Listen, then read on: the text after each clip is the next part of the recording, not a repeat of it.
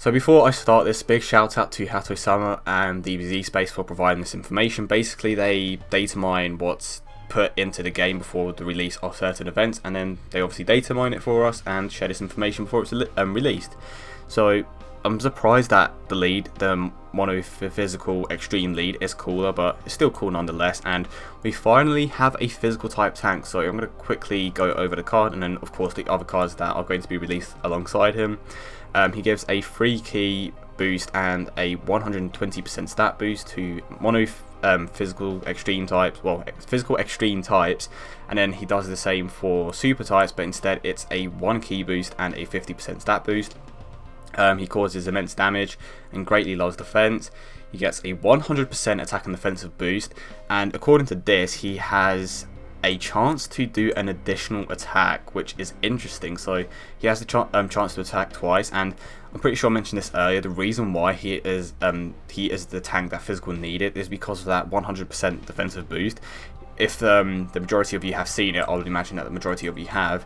Super Saiyan 4 Vegeta gets a 120% defensive boost and attack, but like granted it's not as much as Vegeta's boost, but the thing is that he is going to be able to tank, which is great, and that is something that physical has needed for a while. And the only super type that you are realistically going to be using on your team is Vegito Blue, because he can obviously attack multiple times, he can counter hits, and now because of this lead, he is going to be able to he's going to be able to tank even more, because he will most likely have a high defensive stat by this point, because I would imagine that the people that do have him have been increasing that defensive stat, and on top of that he also has his own damage reduction, and when you combine that with Cooler's leader skill, it's just going to work out really well. Unfortunately I don't have him, but congrats to the people that do have him, because now you're going to have an incredible unit. And of course, if you have several top tier physical villain units, then this is the guy that you want to go for. And Cooler himself is actually a really good unit, so I am excited to be pulling for him.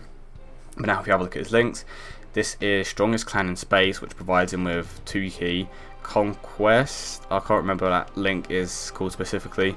Big Bad Bosses for phenomenal speed. This might be Metamorphosis. The universe is most malevolent, and then of course here we have Super Fierce Battle. So that's interesting. I think this, correct me if I'm wrong, but it's like Conquest of something, I can't remember exactly. So that is the physical Cooler done, that is the physical type lead. So that's pretty much everything covered about the new physical type unit, or the new physical type god, and in the coming hours I will be doing a proper SSR analysis video on him, so don't forget to come back for that. And of course I will be doing an analysis on the other Cooler units. But that is it, guys. I hope you all enjoyed it. I hope you guys are excited for this one, because I am definitely excited, especially because he can now tank. Well, we now have a physical tank, which is great. But yeah, I hope you all have a great day, and I will see you all in the next one.